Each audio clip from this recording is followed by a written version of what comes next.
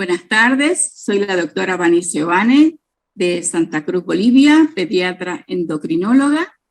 Tengo el grato honor de coordinar la sesión de esta tarde del simposio de vitamina D.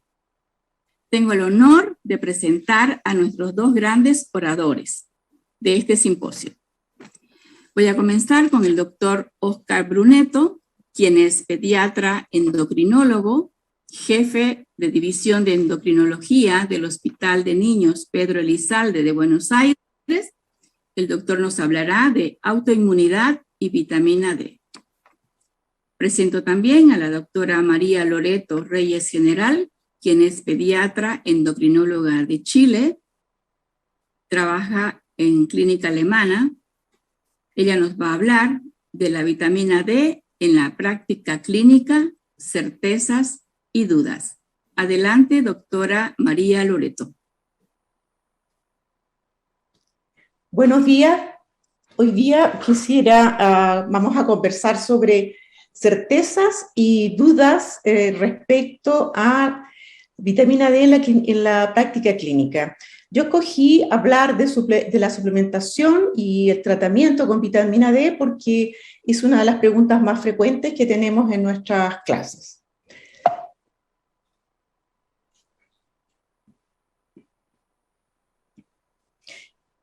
Un punto importante por qué conversar de esto es porque en nuestros países, en Latinoamérica, el déficit de vitamina D es bastante prevalente, especialmente en Chile y Argentina, debido a la latitud, pero también es importante en México debido a la obesidad, y Ecuador y Bolivia en las zonas que están cerca de los Andes. Lo más importante acá, quisiera recordar la biosíntesis de vitamina D, desde que parte del colesterol, que es transformado a 7-hidroxicolesterol por un proceso químico, por la radiación UV, y el que posteriormente se transforma por NADSIN-1 en colecalciferol, posteriormente a 25-hidroxicolecalciferol a nivel hepático, por la enzima CYP27A1, y la enzima CYP2R1 degrada este colesterol a otro metabolito inactivo.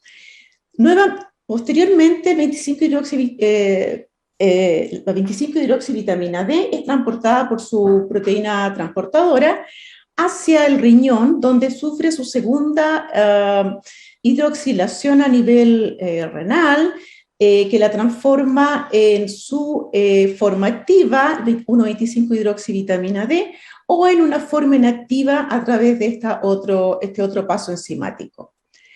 Lo más importante es que en estudios que miden cuál es el peso de cada uno de estos polimorfismos de la genética en estos genes, muestra que principalmente estos genes son responsables de aproximadamente el 50% de la variabilidad en los niveles de 25-hidroxivitamina D. O, dicho de otra manera, si vemos el alelo no favorable de estos genes, la probabilidad de tener un déficit de vitamina D en estos pacientes es de 2,5 veces. ¿Cuáles son las implicaciones? Como dije, la producción por rayos UV es variable entre sujetos y sujetos, independiente de la zona de residencia o el color, aunque tengan el mismo color de piel. No solamente determina qué tan altos o bajos sean los niveles de 25-hidroxivitamina D, sino también determinan la respuesta a la suplementación y tratamiento con vitamina D. Entonces, ¿esto es más complejo de lo que pensábamos? Absolutamente. Aquí quisiera recordarle algunos de los factores de riesgo: lactancia exclusiva, vegetarianos, niños que están recluidos, alteraciones de la absorción intestinal, enfermedades crónicas, especialmente enfermedades de la piel, enfermedades renales, hepáticas, el uso de bloqueadores permanentes. Y aquí hay un punto muy, muy importante que está llegando, que es la obesidad. Un poco para explicarles por qué sucede esto, cuando nosotros damos la misma dosis de vitamina D a un niño eutrófico y a un niño gordito, ¿qué es lo que sucede? Que esta vitamina D es atrapada, se deposita en las células adiposas y por lo tanto la vitamina D que queda disponible a nivel vascular es mucho menor que en un niño con un peso normal. ¿Por qué fortificar, pensar en fortificar o suplementar? Básicamente porque está claro que en muchas partes del mundo, especialmente hacia los polos, la dieta no es suficiente para mantener niveles de 25-hidroxivitamina D mayores de 30 y por los cambios del estilo de vida. Especialmente pasar más en la casa, internet, PlayStation, o también menor exposición UV debido a los flocadores, debido a las ventanas con anti-UV y más. Respecto a las guías de suplementación, acá les voy a presentar lo que propone el Instituto de Medicina de Estados Unidos, de Endocrine Society, y también de la Sociedad Española de Endocrinología Pediátrica. Como ustedes ven, en las dosis diarias recomendadas, no hay tanta discrepancia. Sin embargo, en las dosis máximas que ellos proponen para evitar una sobredosis, estos valores son bastante variables.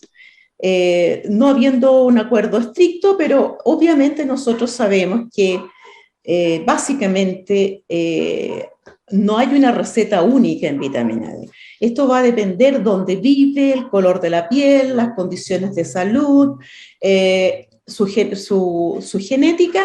Esto es variable y por lo tanto cada país va a tener distintas experiencias respecto a sus recomendaciones.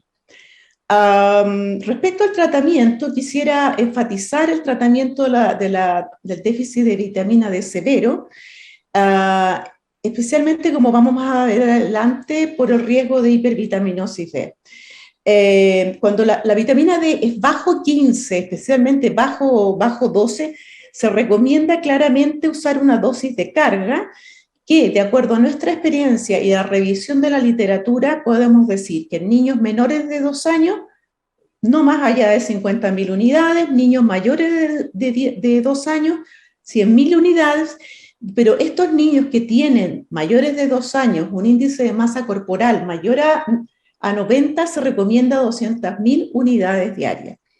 Y después evaluar los niveles de 25-hidroxivitamina D a las 2 o 4 semanas y si se considera necesario repetir la dosis de carga.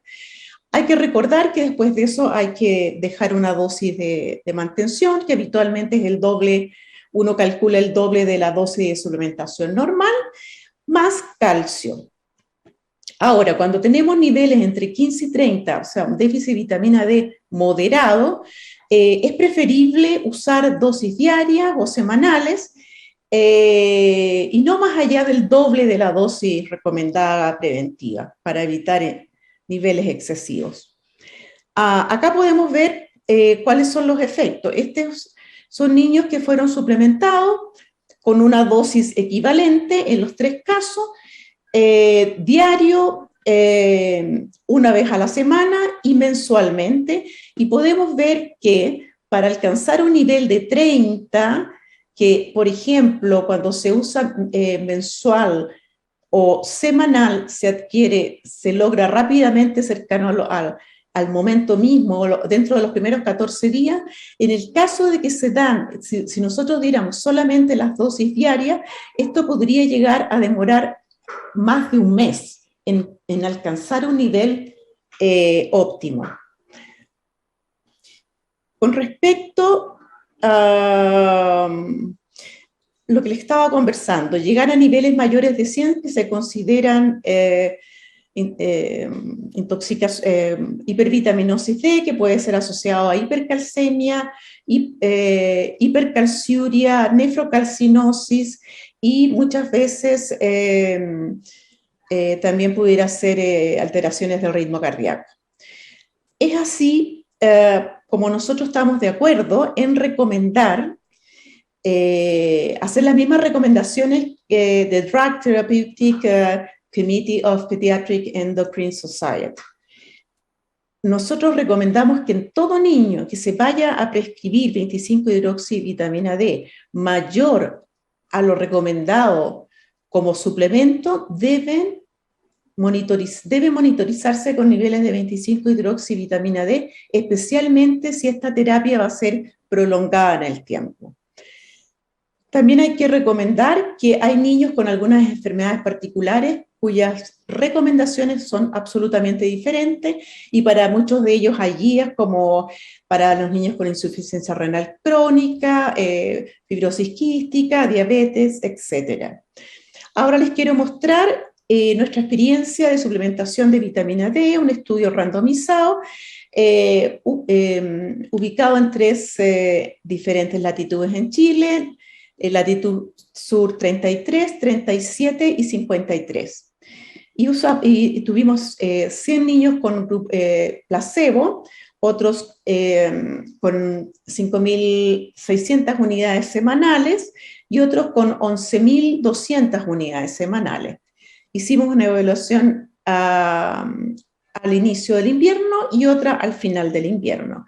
Lo que nosotros pudimos observar, el cambio en 25-hidroxivitamina D, como esperábamos, en los niños placebo prácticamente no hubo cambio. En los niños con 5.600 hubo un cambio muy superior, muy positivo, pero aún este es aún más positivo en aquellos niños que recibieron 11.200, sin llegar a niveles de intoxicación, como lo han demostrado los estudios en Finlandia, en que en este momento recomiendan 1.600 unidades diarias para niños menores de 2 años.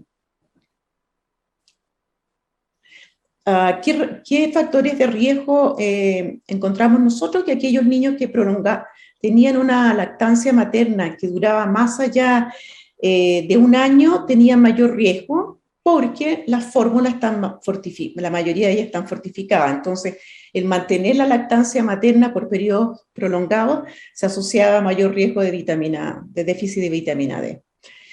Acá les quiero presentar una publicación de nuestro grupo a principios del año pasado, en que hace 20 años y más que no sabíamos de casos sintomáticos con hipervitaminosis D.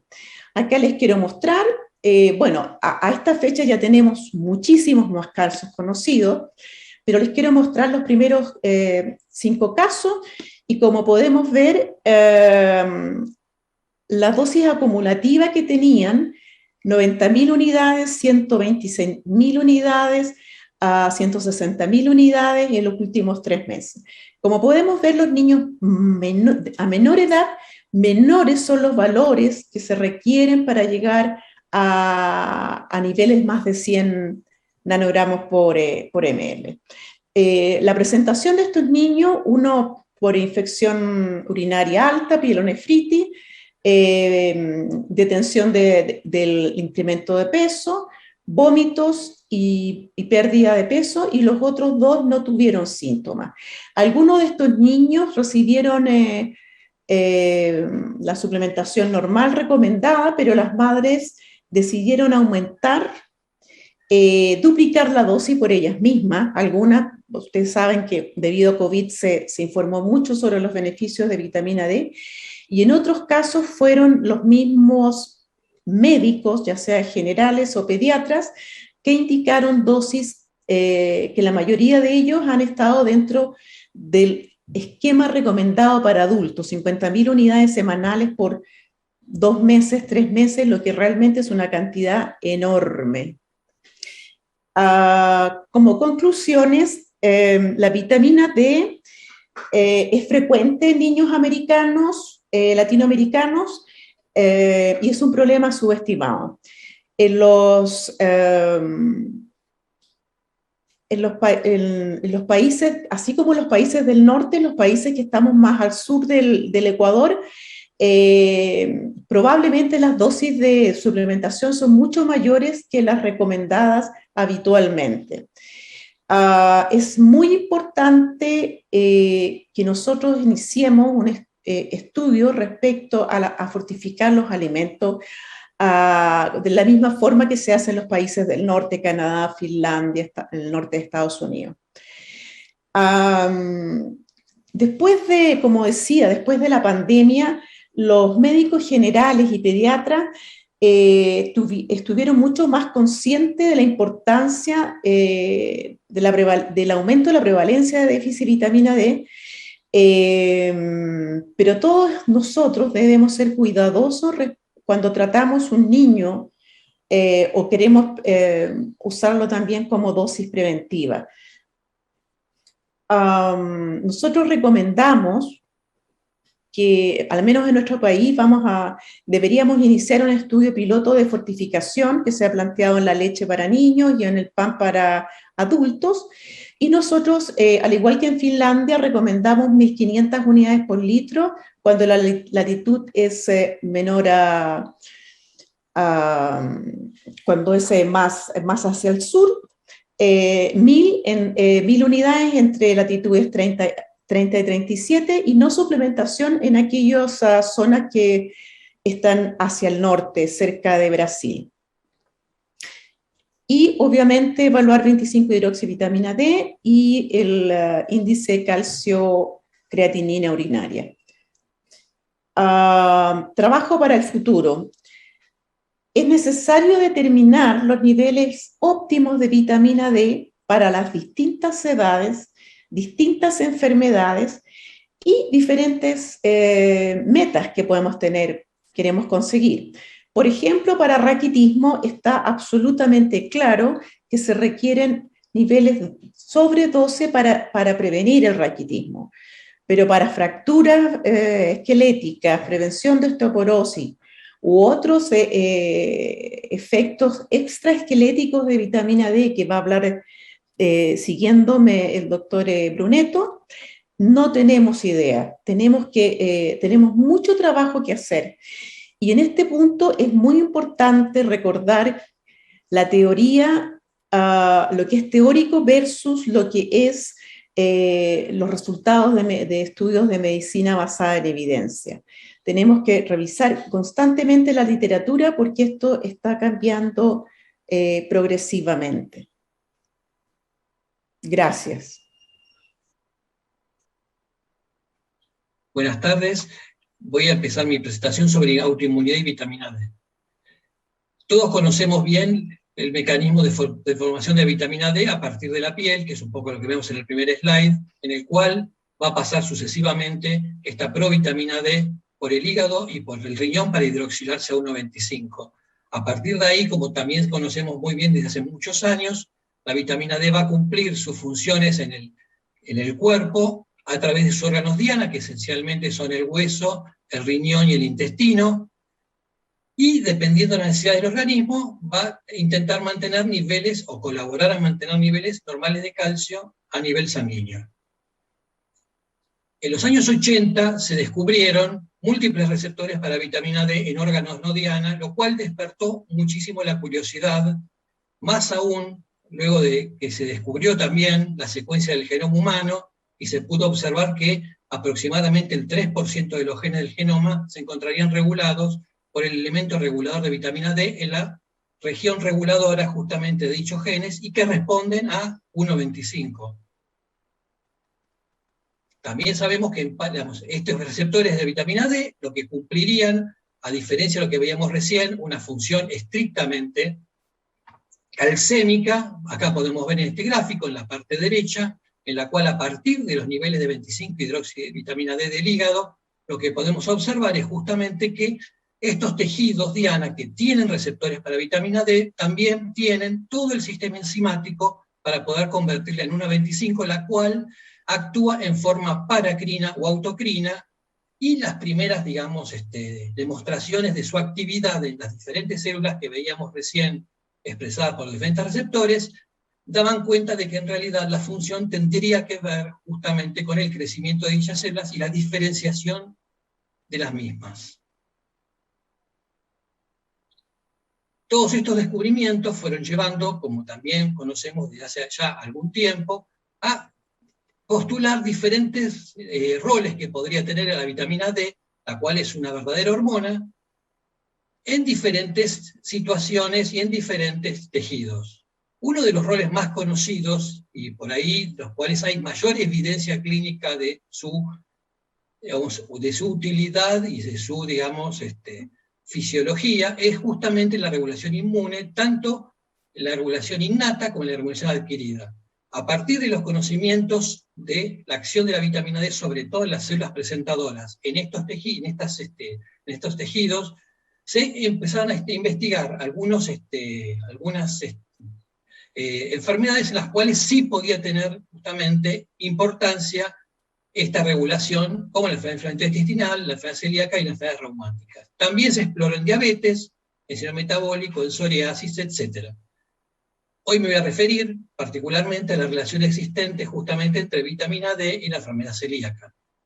Como conocemos bien, la enfermedad celíaca es una enfermedad autoinmune sistémica que se caracteriza justamente por la presencia de un antígeno que se encuentra en el ambiente, que es la gliadina, el cual, frente a un individuo susceptible genéticamente, o sea que tenga en su presencia de su antígeno de histocompatibilidad DQ2 o DQ8, generalmente la respuesta a este individuo va a ser la producción de anticuerpos anti-transglutaminasa tipo 2, que es el antígeno justamente que es el que productor de muchas de estas, digamos, muchas de estas manifestaciones clínicas de este cuadro. Como aquí vemos, pueden ver, apreciar ustedes, ante la presencia de la gliadina se produce un aumento de la permeabilidad del intestino, que es un evento precoz, y a posteriori de eso lo que podemos ver es que se produce en la lámina propia una reacción inflamatoria sumamente intensa, que perpetúa justamente este mecanismo de pérdida de permeabilidad del intestino, producción de autoanticuerpos, en el cual el rol de la vitamina D que se postula históricamente es justamente de regulador de las células presentadoras de antígeno, como es las células dendríticas, los macrófagos y las TRE, que son las células T regulatorias. Dentro del cuadro clínico se han descrito que pueden haber endocrinopatías asociadas, de las cuales la más frecuente es la enfermedad autoinmune tiroidea y en menor grado justamente la enfermedad, la diabetes tipo 1. Nuestro grupo hace unos años trabajó en el análisis de un grupo de pacientes con enfermedad celíaca, a los cuales estudiamos para saber cómo estaba el esqueleto y cómo estaban sus niveles de vitamina D en el momento del diagnóstico. Y este grupo lo que nos arrojó como datos significativos, como vemos acá, es que los pacientes menores de 6 años presentaban mejores niveles de vitamina D y mejores niveles de densidad mineral ósea en columna lumbar versus los pacientes que tenían más años justamente al momento del diagnóstico, lo cual nos imaginamos que era una cosa razonable porque seguramente esos pacientes habían pasado un tiempo previo antes del diagnóstico o que se había demorado, que en realidad la enfermedad fue mucho más subclínica. En el análisis secundario de estos datos, lo que pudimos apreciar en ese momento también fue que cuando analizamos la subpoblación de pacientes que tenían enfermedad autoinmune tiroidea, estos pacientes tenían, con respecto a la población total que no tenía enfermedad autoinmune tiroidea, menores niveles de vitamina D y menores niveles de densidad mineral. O sea, encontramos que esta población tenía menores niveles de vitamina D, de 25-hidroxi, versus los pacientes celíacos sin enfermedad autoinmune tiroidea. La prevalencia de anticuerpos, justamente enfermedad autoinmune tiroidea en pacientes con celiaquía, es variable en el mundo y tiene bastante que ver con la distribución de la enfermedad. En Italia, que es una población bastante similar a la población latinoamericana, lo que uno encuentra es que los niveles se encuentran entre 2.4 y 17%, la media está aproximadamente 14%, que es un poco lo que uno ve en los diferentes estudios que estamos mostrando. En nuestra población fue de 17.3%. Una de las cosas que siempre llama la atención y probablemente se fue buscando mucho es realmente cuál podría ser el link que uniera un poco la enfermedad celíaca y la tiroides de Hashimoto. Entonces vemos acá en la tabla que está, modificado un trabajo de Lerner, una serie de factores que estaban, postulados. La prevalencia de la enfermedad, como vemos, fue similar, pero les pido que se concentren básicamente en lo que está señalado que tiene que ver con los factores ambientales. Estos son factores que han ganado mucho espacio en lo que tiene que ver con la etiología o la etiopatogenia de estas enfermedades, y lo que podemos ver que hay estas similitudes no solamente en la presencia de estos factores ambientales, sino también inclusive en lo que tiene que ver con las infecciones virales que pueden estar asociadas. Estas dos enfermedades, aparte de tener un componente ambiental importante, tienen un mecanismo común que es justamente el trastorno de la inmunidad adaptativa o el trastorno de la inmunidad justamente adquirida. Y tienen autoantígenos bien definidos, como en el caso de la enfermedad celíaca, el antitransglutaminasa tipo 2. La disbiosis se ha postulado que podría tener que ver en la etiopatogenia de estas enfermedades, y lo que uno ha visto justamente es lo siguiente: o sea, la disbiosis hoy se considera la microbiota como un órgano productor o con funciones que afectan a distintos lugares, a distintos sitios del organismo. La acción obviamente no está centrada justamente en el intestino, sino que tiene, aparte de tener el efecto, digamos, de equilibrio de flora, prevención de infecciones por patógenos en el intestino, tiene acciones en el sistema inmune, en lo que tiene que ver con producción de autoanticuerpos, como veíamos en la enfermedad celíaca, produce ácido graso de cadena corta, produce ácido fólico, produce vitamina E, y sobre todo lo que tiene es que tiene, digamos, un rol muy importante en la permeabilidad intestinal, que es un elemento central de lo que tiene que ver con la regulación inmune justamente del organismo. Recuerden sí que la microbiota tiene características que la relacionan con factores ambientales, que tienen que ver justamente con factores intrínsecos, la edad, el tipo de parto, inclusive esto ha sido bastante relacionado en la enfermedad celíaca, parto transvaginal versus parto por cesárea, la enfermedad, con los estilos de vida, justamente con los trastornos, digamos, con lo que tiene que ver con la genética del individuo, el tipo de, digamos, el sexo, el BMI, con la locación. Hay países que tienen la población diferente distribución con respecto a la población de la microflora. Cuando uno analiza la microbiota, uno tiene que pensar que, esto es el gráfico que les mostraba recién, que tiene una composición estable y es diferente sector por sector. Y esto también es un elemento importante a tener en cuenta en el momento de analizarla, porque uno de los trastornos que más se ha estudiado justamente tiene que ver con digamos, la variación de esta flora en diferentes patologías. Y ven ustedes que está también, la ubicación puede ser diferente y las funciones van a ser diferentes dependiendo de cada sector del organismo.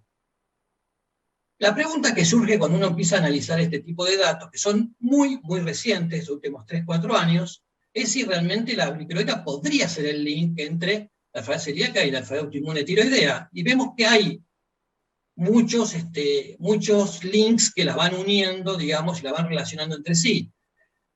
La microbiota, como decíamos antes, obviamente regula el sistema inmune, claramente, y uno puede verlo, y tiene un rol muy importante, y se han descrito en otras enfermedades autoinmunes composiciones anormales de la microbiota. Hay un aumento, como veíamos recién, y lo veíamos también en el ejemplo de la enfermedad celíaca, de citoquinas, reactantes de fase aguda, anticuerpos, y hay datos que son un poco más puntuales a la enfermedad, como por ejemplo la presencia de anticuerpos antitransglutaminasa tipo 2 que se pueden unir en el tejido tiroideo, en la célula folicular más precisamente, produciendo lesión directa. Otro link posible es que justamente al haber más permeabilidad intestinal hay pérdida y mala absorción de diferentes analitos que pueden tener que ver, o elementos, en el caso que vamos a describir ahora, que pueden tener que ver con la función justamente de la tiroides, como es el hierro, que tiene que ver con la síntesis hormonal, el selenio, el zinc, y la vitamina D, que es un inmunomodulador, como veíamos antes, y que vamos a ver que sigue teniendo un rol, y probablemente también participe de este link, como les voy a tratar de comentar en los próximos slides, y el elemento que realmente sigue siendo un poco, digamos, uno de los regentes es el aumento de la permeabilidad intestinal. Recuerden, hay que recordar también que la microbiota tiene una composición particular que está descrita en la enfermedad celíaca, con predominio de diferentes, digamos, bacteroides o o firmicutes, y lo mismo sucede en la enfermedad autoinmune intestinal. La siguiente pregunta que uno podría hacerse justamente es dónde encajaría en este complejo mecanismo, hipotético pero complejo mecanismo, los niveles de vitamina D del paciente. Y acá es lo que parece ser un poco también como unas indicadores más directos que tienen que ver, por un lado, que en la presencia de vitamina D controla, se conoce hace poco en estudios in vitro y en vivo, la expresión de péptidos antimicrobiales en intestino. Nardone mostró en un experimento bastante elegante, también en básico, que los niveles de vitamina D y la regulación del receptor de vitamina D, no solamente la cantidad, sino la regulación, podrían tener un rol importante justamente en mantener la barrera epitelial mucosa íntegra. Las bacterias de la microbiota intestinal también podrían tener un rol importante interactuando justamente en este sistema que les escribía recién, regulando la expresión del receptor de vitamina D, o sea, produciendo la microbiota una upregulation del receptor, mejorando la respuesta de vitamina D aún en concentraciones subóptimas. Y en unos pocos ensayos que hay hechos en pacientes que tienen deficiencias inmunológicas, en las cuales se estudió la acción de probióticos, lo que se pudo ver es que el Lactobacillus reuteri podría, en enfermos con enfermedad celíaca, mejorar los niveles de vitamina D, pero esto es sumamente experimental, desde hace muy poco tiempo, y esto es un poco lo que planteábamos recién. Lo que uno puede ver acá es justamente que estos pacientes que tienen deficiencia de A o vitamina D, lo que tienen es, por una parte, tienen menor, digamos, regulación de la célula dendrítica, y esos pacientes lo que van a expresar justamente en deficiencia es una flora intestinal diferente a la flora intestinal del paciente suficiente, y vemos acá sí que hay una disregulación también de los TREG, con un aumento de interleuquinas y de interferón gamma, que son proinflamatorios, o sea, favorecería el estado proinflamatorio de la lámina propia y justamente de la permeabilidad del intestino, las uniones intercelulares del epitelio. Y lo que vemos justamente en el paciente suficiente es al revés, o sea, al tener buenos niveles de vitamina D, la flora tiene una composición diferente, que es la flora del individuo normal, las uniones intercelulares son normales, están reguladas esto por las claudinas, la sonulina, etc. La célula dendrítica actúa, o sea, el prestador de antígenos está inmunoregulando todo este sistema, y lo que permite justamente es que una adecuada generación de interleuquinas antiinflamatorias.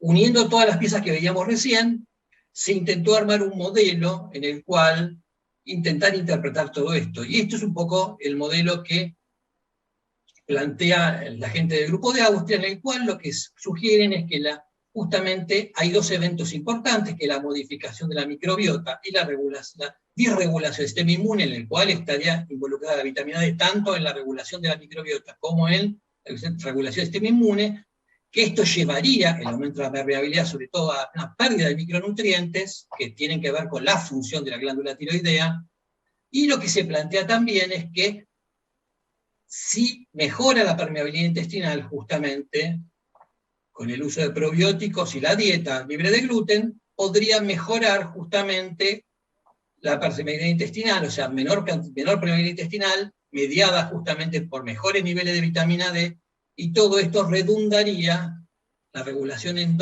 en una menor producción de autoanticuerpos justamente para enfermedad tiroidea. O sea, el rol de la vitamina D sería justamente el que estamos conversando, que sería un regulador de la microbiota, un regulador del sistema inmune, permitiendo la adecuación y justamente efectos directos sobre la microbiota, por los cuales mejoraría la permeabilidad intestinal. Esto es una hipótesis que es sumamente atractiva y que probablemente nosotros en algún futuro bastante cercano estamos planificando con el doctor Boggio, que es una de las personas que participó de algunos de los datos que mostrábamos recién, en un estudio de microbiota y niveles de vitamina D en pacientes con enfermedades autoinmunes. Para terminar, simplemente recalcar algunos aspectos que me parecen importantes de lo que hemos conversado. La vitamina D cumple un rol muy importante, muy claro y muy conocido en el metabolismo óseo, obviamente, y en los pacientes con enfermedades crónicas, este rol es sumamente importante, casi más que en un paciente sano.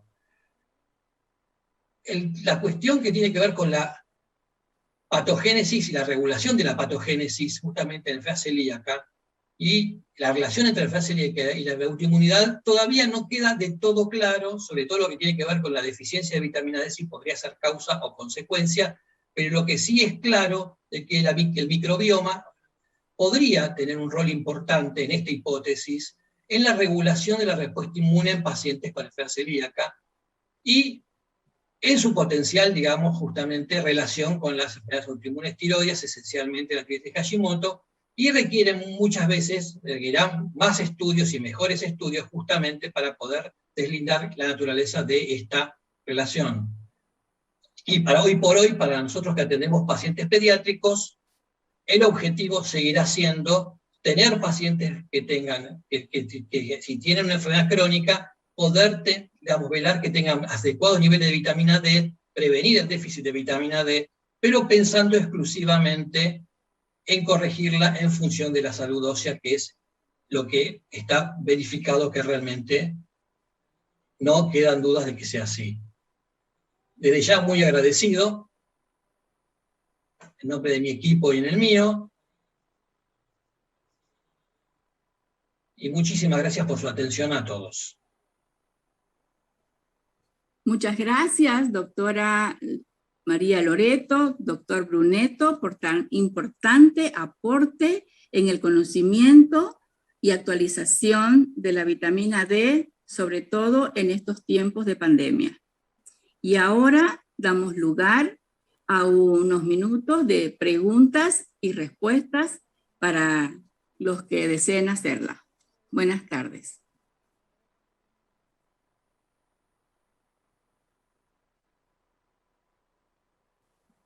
Entonces, ahora leo las preguntas.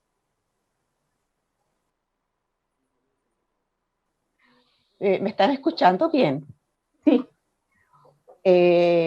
Buenos días o buenas tardes a todos. Buenas tardes, tal cual. Estoy muy contenta de estar acá y espero que yo y Oscar podamos ayudarlos a saber un poco lo nuevo que estamos viendo de vitamina D. Acá recibimos una pregunta muy interesante. En un recién nacido con vitamina D menor de 10 y elevación de paratormona, ¿con qué dosis sugieren iniciar el esquema de tratamiento y por cuánto tiempo? Rápido, les voy a contestar que yo empezaría con 25.000 unidades y posteriormente seguiría con 800. Siempre en un niño que la PTH está alta, hay que recordar que podemos tener el fenómeno de hueso hambriento y tener una hipocalcemia, y mientras más pequeño es el niño, más alto es el recambio óseo y por lo tanto mayor aún es el riesgo de hipocalcemia.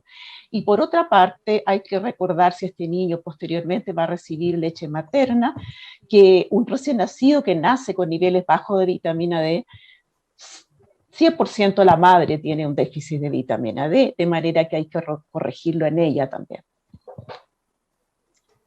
Te hago una pregunta ahora que estamos haciendo un pequeño impasse de preguntas. ¿Tú qué piensas con respecto al aporte de calcio de las dietas en la población chilena en general? Porque un tema que se discute mucho, que va relacionado con el nivel de vitamina D, es justamente eso. ¿Vos has podido hacer alguna experiencia? Exactamente, sí, absolutamente. Mira, lamentablemente lo que han observado la mayoría de los estudios es que precisamente poco antes o en el momento de la pubertad es cuando caen drásticamente el consumo de lácteos en nuestros niños en Chile, lo que nos pone en una situación bastante desafortunada, porque se sabe que si tenemos una muy buena aporte de calcio, podemos disminuir el efecto de niveles bajos de vitamina D. De manera tal que nosotros sabemos que aproximadamente un 30% de los niños deja de consumir productos lácteos. Y esto también influye mucho ahora por factores culturales de la huella de CO2, las vacas y y también todos los que son vegetarianos estrictos, que el maltrato de los animales. Esto es algo cultural que está llegando fuerte en Chile en este momento, que la mayoría, hay mucha confusión respecto si los productos lácteos, la leche, es bueno o es malo. Hay mucha gente que dice, no, esto es muy malo. Así que es algo que ahí tenemos que tener en cuenta. No sé cuál es tu experiencia en Argentina, Oscar. Nosotros los que vimos en general, te cuento que por ahí es muy parecido. O sea, está por un lado que no tenemos hábitos de consumo de lácteos en general, la población argentina. Y lo que tú ves, por ejemplo, es algo bastante curioso. Tú sabes que los RDA han ido aumentando en el mundo, y paradójicamente, cuando tú ves encuestas nutricionales, cada vez es más bajo el consumo. En Argentina hay un problema extra que tiene que ver con, a veces la fortificación puede ser insuficiente, pero el costo de los alimentos suplementados, el costo de los lácteos, tampoco es bajo. Y esta época que es bastante complejo, el tema inflación, y el tema, eso a mí ha hecho que sea menos accesible. Y ahí le sumo lo que tú decías, el tema de los hábitos, los cambios de hábitos alimentarios, y, entre comillas, la mala prensa de los lácteos en general en muchos lugares del mundo. Exacto. Exacto. Es una parte de la realidad. Quisiera hacer algún comentario con respecto a si es que tienen protocolos en sus hospitales para los recién nacidos, prematuros extremos y prematuros en general, sobre el control del metabolismo fosfocálcico en estos recién nacidos. ¿Quieres contestar tú, Oscar? Comienza tú, sigo yo. Fíjate que, bueno, lo habitual, siempre lo que estaba recomendado era medir niveles de fosfatasas alcalinas, y si las fosfatasas alcalinas eran mayor de 400, la indicación era evaluar completo todo el metabolismo fosfocálcico. Sin embargo, hoy en día, claramente desde el primer día de nacido se recomienda también ahora se miden niveles de 25-hidroxivitamina D. Así como hizo la doctora, si los niveles de 25-hidroxivitamina D son bajos, eso significa tomar calcemia, fosfemia y paratormona para decidir la mejor conducta. Bien, bueno, nosotros en Bolivia, por ser un país de escasos recursos, nuestros hospitales no cubren paratormona, entonces solo hacemos calcio, fósforo, fosfatasa alcalina, y nos basamos mucho más en... Y lo que hemos visto, según en estos años en los prematuros, es que muchos tienen déficit más de fósforo que de calcio. ¿Mm? Sí, es como que fosfatasa alcalina alta con fósforo bajo. Y en general eso es explicable. Eso es así.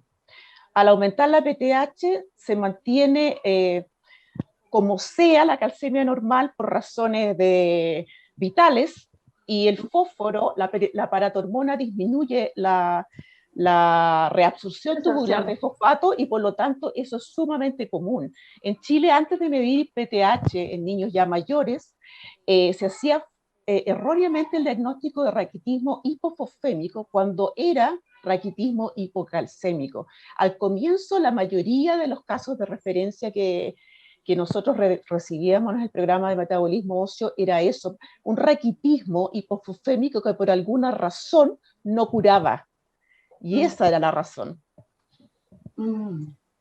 Quizás también una cosa que por ahí, como comentaba recién Loreto, la enfermedad ósea del prematuro en general es una enfermedad hipofosfatémica. O sea, el prematuro tiene mayores niveles de fósforo que un niño de término. Eso se debe a que el TRP de fósforo es mucho más eficiente en el neonato, y hay niveles de neonatos que suelen alcanzar 7 miligramos por decilitro y son normales, cuando otras edades en un valor alto. Y muchas veces ese déficit de fósforo, que es lo que tú comentabas, desencadena un poco lo que comentaba recién Loreto con respecto a esto. Un comentario chiquito que por ahí, yo sé que por ahí es para que tú también, Loreto, me cuentes a ver tú qué opinas, pero en general, tú comentaste algo en tu presentación que es sumamente interesante, que tiene que ver con los niveles de la mamá y los niveles del bebé. Nosotros, por ejemplo, nuestro país es muy parecido al tuyo con respecto a las latitudes, o sea, tenemos todas las latitudes, y eso ha hecho muchas veces que en el sur se han hecho programas de profilaxis para niñas y adolescentes que tenían la finalidad justamente de tener buenos niveles de vitamina D, sobre todo durante el invierno, y pensando en lo que tú decías, que los niveles de la mamá, sobre todo los primeros 6 meses de vida postnatal del bebé depende justamente de ese pasaje transplacentario común. Y lo que se está viendo ahora mucho, se dejó de hacer el la profilaxis, y lo que se ve es que tienes mayor incidencia de déficit de vitamina D. La idea es, quizás en economías que lo permitan, podría ser de utilidad la medición de vitamina D de la madre en el último trimestre de embarazo, como se mide en las serologías, para que las madres tengan un buen nivel de vitamina D a término. Así como se mide Chagas, como se mide otras cosas, sería una buena idea de salud pública, porque sería la prevención tal cual. Excelente. Hay una pregunta que se refiere a alguna presentación de vitamina D por vía endovenosa. Intramuscular. Intramuscular. Solamente solo intramuscular. En Argentina no está disponible, pero hay. Sí, en Chile tampoco está disponible, pero hay. O sea, no la tenemos, pero está. ¿Puedo agregar esa pregunta yo se la hice al doctor,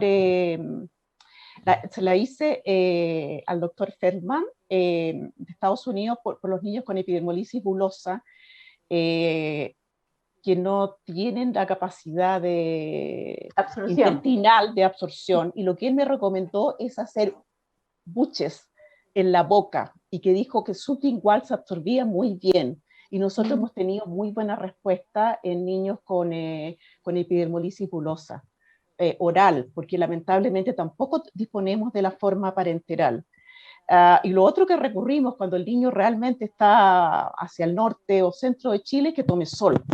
Eso también es extremadamente efectivo.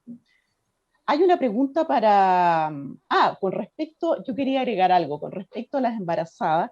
Hoy en día hay consenso en revisiones Cochrane que hay algunos efectos deleterios, como el parto prematuro, la incidencia de colestasia, que es lo que pasa con la diabetes, de lo importante que es mantener niveles normales de vitamina D durante el embarazo. Y hoy en día ya no es algo que se tiene que seguir investigando, ya hay una evidencia bastante clara que las madres deben tener niveles normales de vitamina D durante el embarazo. Y lo interesante de eso es que es beneficio para la madre. Mismo para el niño. Claro, para el bebé también, pero tuviste el tema de la eclampsia en la madre. Hay también en esa revisión de Cochrane, que justamente parece ser un endpoint bastante duro, que tiene menor prevalencia de eclampsia las mamás que están con niveles suficientes que las que no. Súper interesante, súper. Súper interesante para comenzar a estudiar y comenzar a hacer por ahí algunos protocolos. Como comenzamos años antes con el yodo, ¿verdad? De suplementar el yodo a las madres por el tema de tiroides, ahora la vitamina D en las madres es muy interesante. Doctor Loreto, ¿y nos puede comentar algo sobre todo este tiempo de pandemia y el uso de la vitamina D y la ayuda en la autoinmunidad, justamente? Yo creo que esa pregunta la puede responder Oscar. Doctor Bruneto. Mejor. A él era la pregunta. En realidad, digamos, a ver, el tema vitamina D me parece, por ahí también hay una pregunta sueltita, el tema vitamina D y efectos no calcémicos, yo creo que tiene en común, cuando uno ve las indicaciones, tiene algo en común que es la plausibilidad. O sea, todas esas indicaciones que se proponen tienen como un mecanismo fisiopatológico al cual podría la vitamina D formar parte de, y eso parece ser bastante consistente en muchas. Pero eso no significa que haya evidencia a favor de.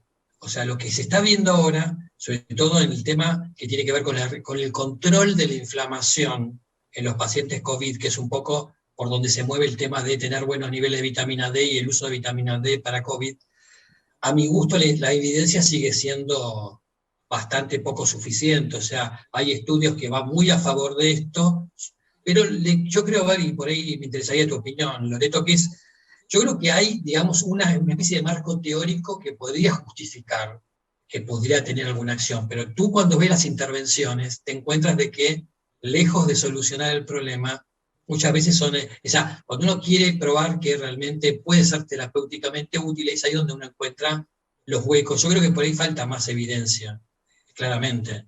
¿Tú qué opinas? Absolutamente estoy de acuerdo contigo.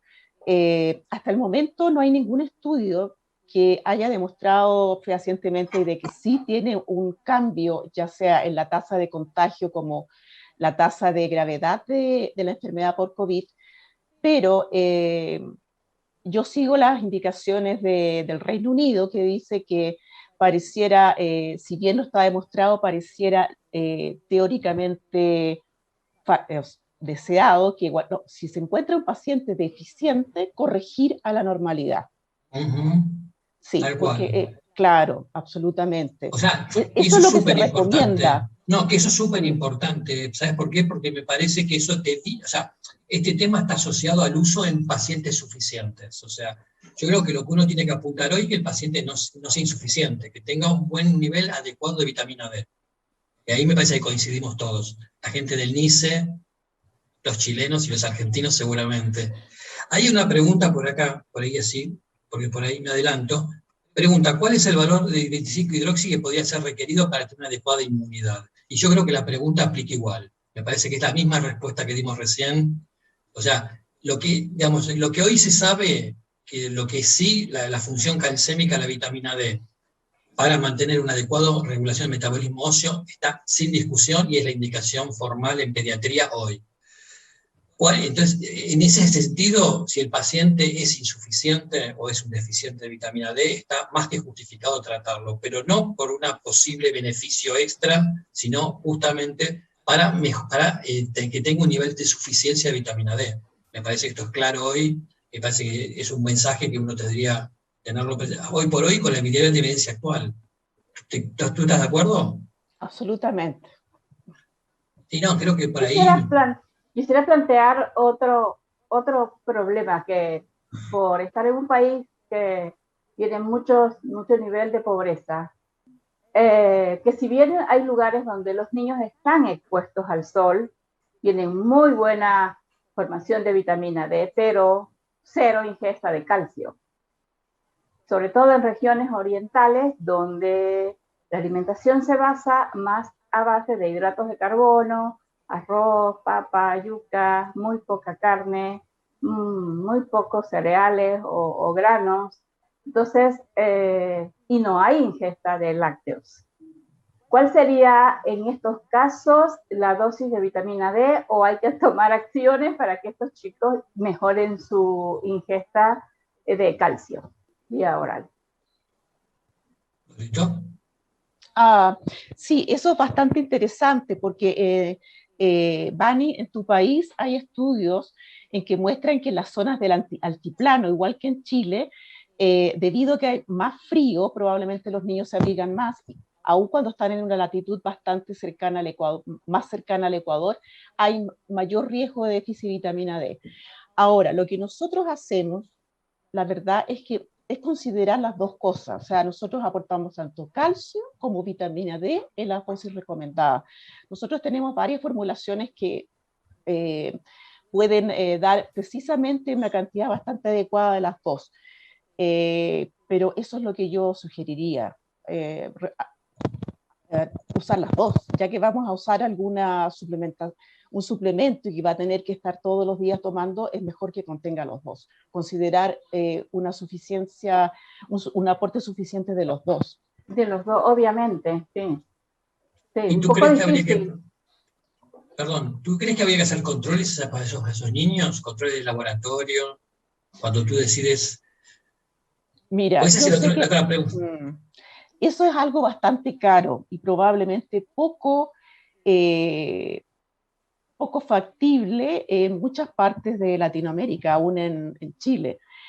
Nosotros tenemos niveles, o sea, se puede tomar niveles de vitamina D en hospitales, en niños, pero básicamente niños crónicos, con alguna presentación X, pero así en forma global, no, es difícil. Pero yo creo, y un poco va respecto a lo que yo sugerí, que si uno aporta dentro de las recomendaciones normales, no existe un riesgo y probablemente sí vamos a evitar una deficiencia tanto de calcio como de vitamina D. Yo sugeriría aportar los requerimientos. No sé qué opinas tú. No, estoy de sé acuerdo. Estoy de acuerdo. Quizás cuando vos necesites administrar dosis suprafisiológicas, quizás, porque digamos, ahí es donde uno quizás me intervendría y por ahí tendría que pensar en monitorizar. Monitorizar un poco más, tal cual. Les comparto una pregunta que llegó por acá. Una vez desencadenada la enfermedad celíaca, ¿el reemplazo con vitamina D podría revertir el proceso o al menos mejorar su situación? Les cuento, a ver, yo simplemente voy a contar lo que vi. Vieron que en la presentación hay un trabajo que es de hace unos años. Hay un dato que es bastante Cristina Tau, por ejemplo, tiene datos bastante parecidos en su corte, que lo que tú ves es que hay diferencias, o sea, un trabajo maravilloso el de Cristina. Conozco bastante bien ese trabajo, pero digamos, lo que ella mostró y lo que nosotros vimos algo muy parecido es que los pacientes que tienen diagnóstico más tardío son los que tienen menores niveles de vitamina D. Así que lo mismo con la densidad mineral. Lo que vimos, que realmente yo no mostré datos acá, pero es lo que se ve también, es que cuando los pacientes cumplen la dieta, mejoran los niveles de vitamina D. O sea, la dieta en el enfermo celíaco, cuando se cumple, en general tú ves maravillas, porque ves, la piel mejora el carácter, mejora la composición, crece mejor. O sea, el dato del crecimiento es básico, y a esto generalmente se acompaña con vitamina D. Quizás, si el paciente tú lo encuentras en un estado de deterioro por su enfermedad celíaca, un diagnóstico muy tardío o una crisis celíaca, requeriría probablemente tratarse con vitamina D, pues el niño sí puede tener síntomas clínicos asociables al déficit severo de vitamina D, como los que tú mostrabas. Pero generalmente lo que uno ve es que cuando mejora el proceso con la dieta libre de gluten, mejora también los niveles de vitamina D. Esto fue por lo menos la experiencia con la cohorte esta que estábamos mostrando ahora hace un ratito. ¿A ti qué te parece? Nos quedan pocos minutos, nada más. Hemos abordado bastante tiempo lo que es el aporte en niños normales o en pediatría, que creo que es algo de que los pediatras también tendrían que considerar, ¿verdad? No hemos abordado tanto la patología específica endocrina, pero creo que es de mucho valor porque en estos tiempos realmente es necesario hablar de temas un poco más comunes. Entonces, realmente agradecer a todos los que están presentes en esta sesión de metabolismo fosfocálcico. Agradecer una vez más al doctor Brunetto por la coordinación de este módulo de metabolismo fosfocálcico. Agradecerles también a la doctora María Loreto por su excelente presentación. Agradecerles a los dos y a todos los que están participando. Muchísimas gracias y bueno, continuamos, creo, ¿no? Hasta luego. Hasta luego. Gracias a ti, Vane, también. Gracias, placer.